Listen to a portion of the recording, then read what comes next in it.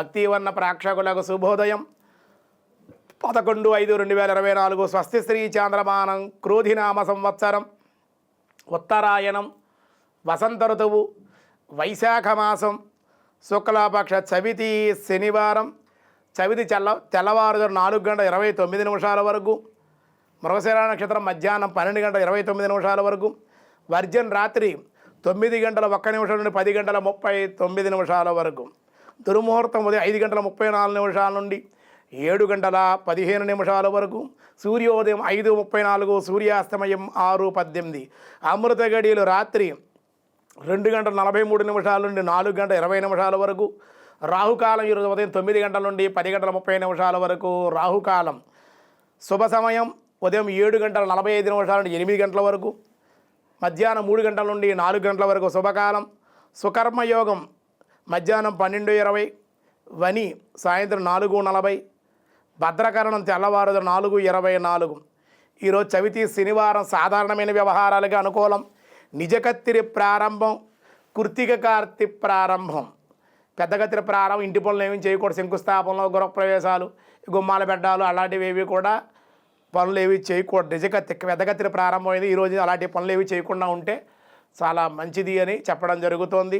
దినారంభ చక్రాన్ని బట్టి ఈరోజు మేష, వృషభ, మిథున, కర్కాటక రాశి వారికి మిశ్రమంగా ఉంది. సింహ, కన్య, తుల, వృశ్చిక రాశి వారికి సామాన్యంగా ఉంది. అలాగే ధనస్సు, మకర, కుంభ, మీనరాశుల వారికి కూడా సామాన్యంగానే ఉంది అని చెప్పడం జరుగుతుంది.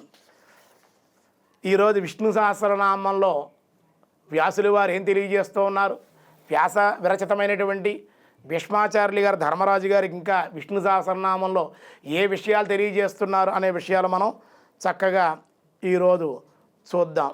వ్యాసాయ విష్ణు రూపాయ వ్యాసరూపాయ విష్ణవే శాంతాకారం భుజగశయనం పద్మనాభం సురేశం విశ్వాకారం గగనసదృశం మేఘవర్ణం శుభాంగం లక్ష్మీకాంతం కమలనయనం యోగి హృద్యానగమ్యం వందే విష్ణుం భవభయహరం సర్వలోకైకనాథం. ధర్మరాజ, పరమశాంతస్వరూపుడు, శేషసాయి అయినటువంటి, నాభియందు పద్మము కలిగినటువంటి, విలాసిల్లేటువంటి వాడు, సకల దేవతా చక్రవర్తి, సమస్త సృష్టికి ఆధారభూతుడు, సర్వవ్యాపి అయి ఉన్నటువంటి వాడు, శ్యామసుందరుడు, సకల మంగళ సుందరాంగ శోభితుడు, లక్ష్మీపతి, పద్మనేత్రుడును, యోగ పొంగవుల హృదయ పద్మాలయందు విరాజిల్లేటువంటి వాడు, జనన మరణాది జన్మ మరణ జరావ్యాధి భయాలు పోగొట్టేటువంటి వాడు, సర్వలోకాలకే కూడా చక్రవర్తి ఆయన శ్రీ మహావిష్ణు భగవానుని వినయపూర్వకంగా నేను నమస్కరించుచున్నాను అని ఆ శాంతాకారం భుజగశయన శాంతమైన ఆకారం కలిగి భుజాల మీద శయనించేటువంటి నాభియందు పద్మకమలంలో బ్రహ్మ కలిగినటువంటి వాడు, నాభీకమలం కలిగినటువంటి వాడు,